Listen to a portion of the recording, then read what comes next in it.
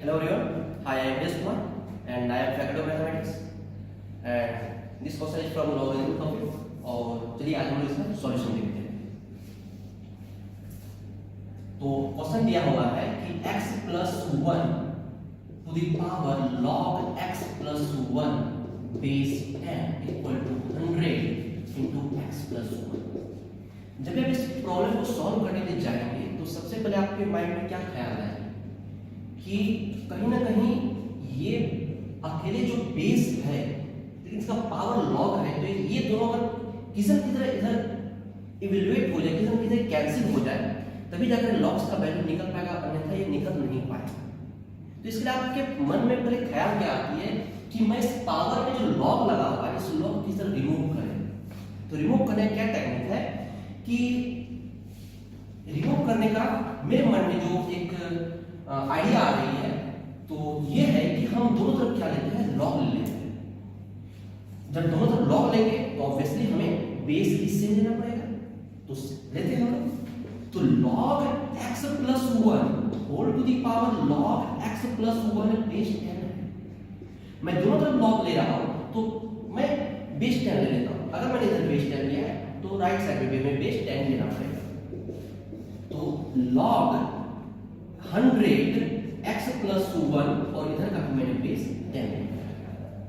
तो अब लॉगरिथम के प्रॉपर्टीज आप जानते हैं कि यदि log a to the power m base n हो तो पावर a क्या हो जाता है, m into log a base n हो जाता है।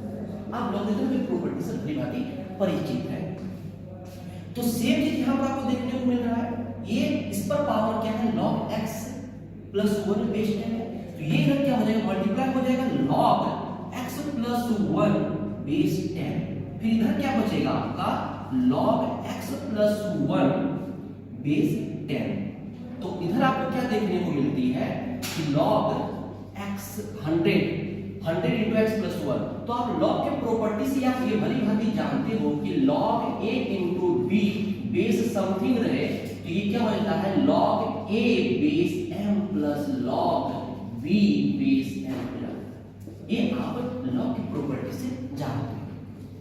तो सेम चीज यहां देखिए, तो ये क्या हो जाएगा, log 100 बेस 10 प्लस इधर क्या हो जाएगा log x plus 1 बेस 100। यहां तक कोई दिक्कत नहीं होगी। तो आप इसको ध्यान से देखिए, log x plus 1 बेस 10 है, log x plus 1 बेस 10 है। It means that we can write here log x plus 1 base 10 whole to the power 2। log 100 base 10 है, इसको हम क्या लिख सकते हैं, 10 टू द पावर 2। तो ये 2 इधर आ जाएगा, तो log 10 बेस 10 वैल्यू 1। फिर इधर क्या बचा आपको, log x plus 1 base 100 sorry base 10। ठीक है, आप यहां देख रहे हैं कि log x plus 1 base 10 whole to the power 2 है और यहां पर है आपका log x plus 1 बेस 10। तो क्या हम इसको इधर तो इसको हटा देते हैं। तो देखिए इधर हम देखते हैं, तो हम यहां पर क्या करते हैं, इसको मान लेते हैं let log x plus 1 base 10। इसको हम कुछ मान लेते हैं इसको कि ये p इसको एज्यूम कर लिया देयर। तब ये क्या बनता है, आप देखो ये बन गया आपका p square equal to 2 plus p हो गया। ये तो फैक्टराइजेशन से करेंगे। अब इसको सॉल्व कैसे, p का वैल्यू निकालना है, फैक्टराइज कर देते हैं। तो ये क्या हो गया, p square minus p minus 2 equal to 0।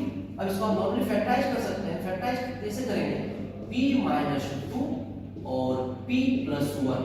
I think मैं सही कर रहा हूं फैक्टराइज इसको। अब इसको एक बार चेक कर लीजिएगा, p into p square minus plus p minus 2p minus 2 के सही है। तो यहां पर p का वैल्यू क्या हो जाएगा, 2 होगा, कितना हो जाएगा माइनस 1 हो गया। लेकिन हमें p किसे माना था, p हमने माना था log x plus 1 बेस 10 को p माना था। तो अब यहां पर देखिए, क्योंकि हमें एक्चुअली प्रॉब्लम मेरा क्या है, वेरिएबल x है, हमें x का वैल्यू फाइंड आउट करना है। तो यहां पर p आपका क्या निकला, p इक्वल टू 2 निकला है। तो p किसे एज्यूम किया है, log x plus 1 बेस 10 को sorry log x plus 1 base 10 को हमने एज्यूम किया है p। तो इधर क्या वैल्यू हो जाएगा, x plus 1 ये इधर आएगा 10 टू द पावर 2 यानी बोले तो 100 हो जाएगा। तो x का वैल्यू क्या हो गया 99। ये पहला x का वैल्यू हुआ, लेकिन p का दो वैल्यू आया है।